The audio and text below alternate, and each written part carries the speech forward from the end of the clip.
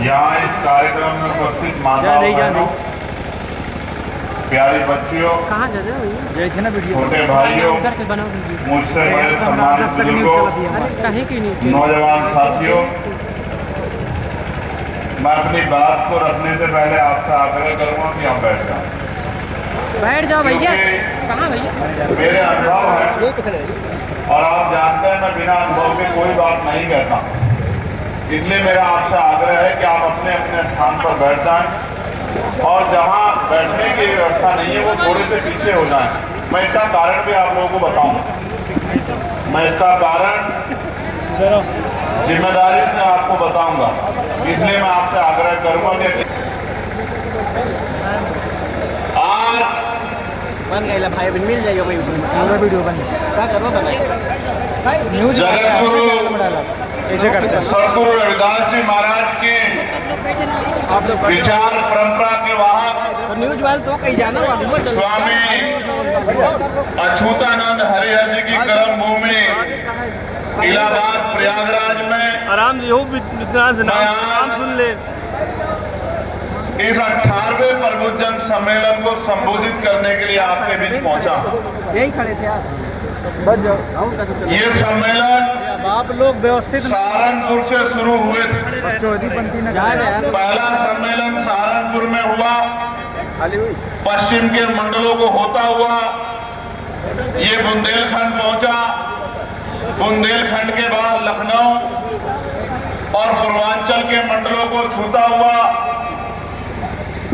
रोहिलखंड के मंडलों को छूता हुआ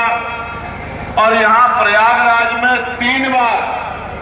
ये कार्यक्रम कैंसिल हुआ और आज बड़ी मुश्किल से संगीनों के साए में, पुलिस के जबरदस्त पहरे में ये कार्यक्रम हम सब लोग सफल करने के लिए जा रहे हैं। इसके लिए मैं सर्वप्रथम सभी जिले के कमेटियों को, मंडल के नेताओं को, प्रदेश कमेटी के साथियों को और यहां उपस्थित हजारों की संख्या में पहुंचे मुझसे प्यार करने वाले मेरे परिवार के लोगों को बहुत बहुत धन्यवाद करता हूं, उनका आभार प्रकट करता हूं। प्यारे साथियों, अपनी बात को शुरू करने से पहले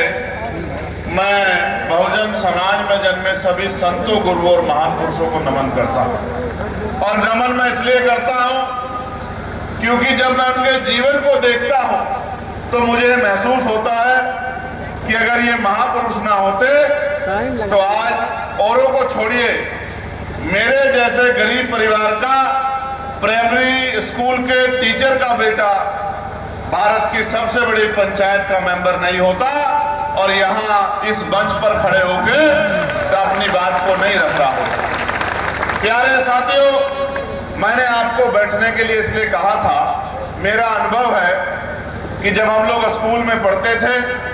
और टीचर अपनी बात को पढ़ाया करता था, समझाया करता था, तो बहुत सारे विद्यार्थी ऐसे होते थे जो बहुत गंभीरता से टीचर की बात को सुनते थे, लेकिन कुछ विद्यार्थी ऐसे होते थे जो जब टीचर पढ़ा रहा होता था तो कभी आपस में बात करते थे, कभी इधर उठते थे, कभी उधर उठते थे, कभी इधर बैठते थे, कभी उधर बैठते थे, कभी इधर उधर झांकने का काम करते थे, कभी इधर उधर कूदने का काम करते थे। तो अध्यापक तो अपनी पूरी मेहनत कर देता था और बाद में जो विद्यार्थी इस तरह का व्यवहार करते थे और उनकी समझ में कुछ नहीं आता था, तो जब पेपर आता था और वो क्वेश्चन आता था तो वो उत्तर के नाम पे कुछ नहीं लिख पाते थे और परिणाम जब उनका आता था तो परिणाम भी 0 के रूप में आता था और रिजल्ट भी 0 के रूप में आता था। बहुत लंबे समय से हम लोग चौकों पे, दहलीजों पे सर रगड़ रहे हैं और हाथ फैला के मांग रहे हैं। अगर हम खुद को तैयार नहीं करेंगे तो ये मांगने की प्रक्रिया अभी 100 साल रुकने वाली नहीं है।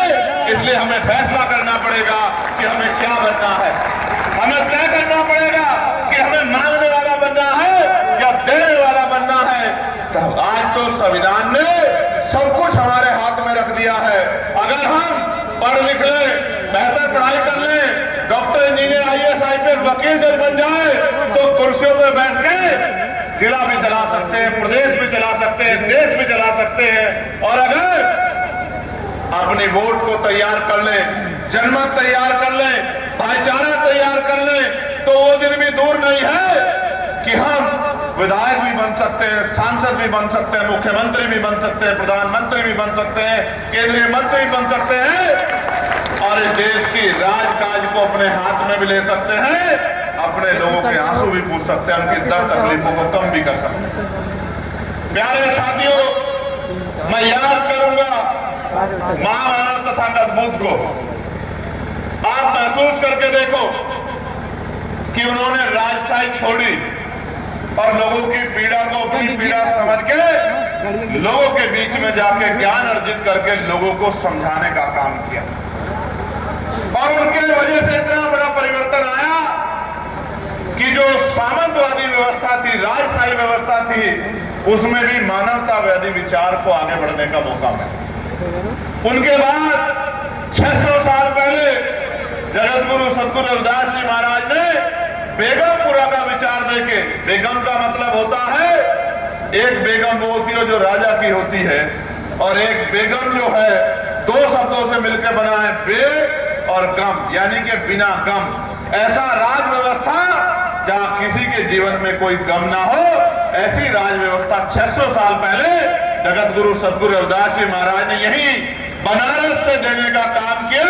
और पूरी दुनिया में मानवता के विचार को फैलाने का काम किया। उनके समकालीन, उनके आसपास गुरु नानक देव ने पंगत में संगत का विचार दिया और चारों वर्णों के लोगों को एक सूत्र में पिरो के भाईचारे की बात की और दुनिया को संदेश दिया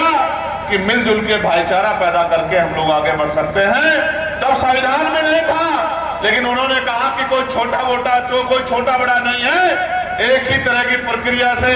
और मां की कोख से ही लोग जन्म लेते हैं। एक मां की कोख ऊंची और दूसरी मां की कोख नीची नहीं हो सकती है।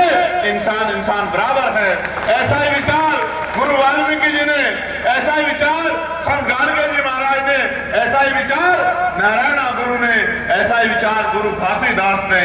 और सोए हुए समाज को जगाने के लिए ऐसा ही विचार राष्ट्रपिता ज्योतिबा फूले ने दिया, मां सावित्रीबाई फूले ने दिया। जुल्म सहे, अपमान सहा, अन्याय सहा, जान पर बनाई,